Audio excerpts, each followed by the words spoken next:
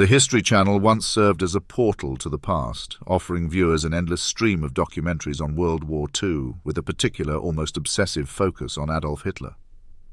This relentless coverage transformed the channel into what many referred to as the Hitler Channel, a moniker that was not entirely undeserved. For hours on end, viewers were subjected to a barrage of images.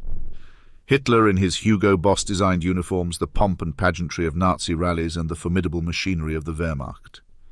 This was not merely historical documentation. It was at times a fetishization of fascist aesthetics. By constantly recycling these images, often stripped of context or deeper analysis, the History Channel risked turning Hitler into a figure of dark allure rather than the monstrous tyrant that he was. The channel's programming choices created a narrative where the trappings of Nazi power, its uniforms, its parades, its meticulously crafted propaganda, were presented in a way that could be misinterpreted as something to be admired.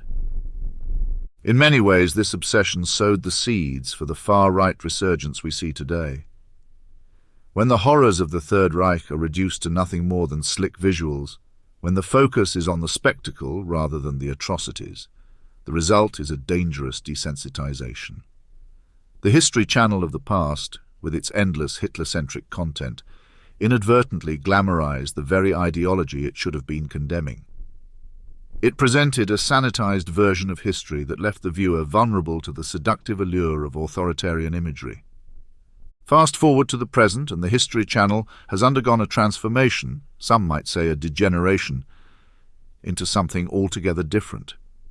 The endless loop of Hitler documentaries has been replaced with reality television, a shift from the grandiose horrors of the past to the banalities of the present. Shows like Porn Stars, American Pickers, and Ancient Aliens now dominate the airwaves, offering little in the way of serious historical analysis and much in the way of lowbrow entertainment.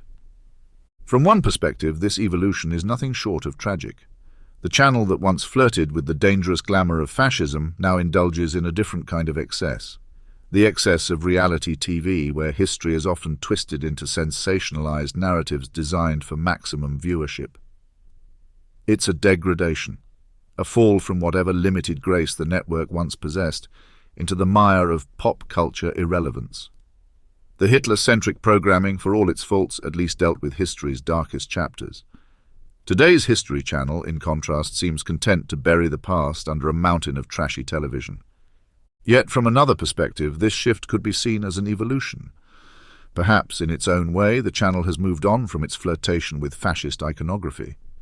It has traded the dangerous potential of glamorizing Hitler for the safer, if vacuous, realm of reality TV. No longer is the network at risk of unwittingly promoting authoritarian ideals through its programming. Instead, it has embraced the inoffensive, if uninspired, world of reality entertainment. However, this evolution comes at a cost. The History Channel, once a bastion of historical programming, however flawed, has now become a shadow of its former self.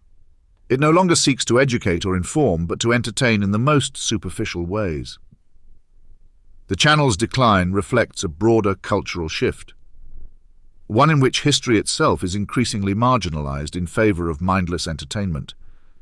The irony, of course, is that the channel, in abandoning Hitler, has also abandoned history. In its quest for ratings, it has sacrificed the very thing it was supposed to cherish, the past. The History Channel, once criticized for its obsession with Hitler, now offers little more than a hollow shell of what it once was. Whether this is a degeneration or an evolution is in the eye of the beholder. But one thing is clear. The History Channel of today is not the History Channel of the past, and for those who once hoped it might rise above its shortcomings, this is a bitter pill to swallow.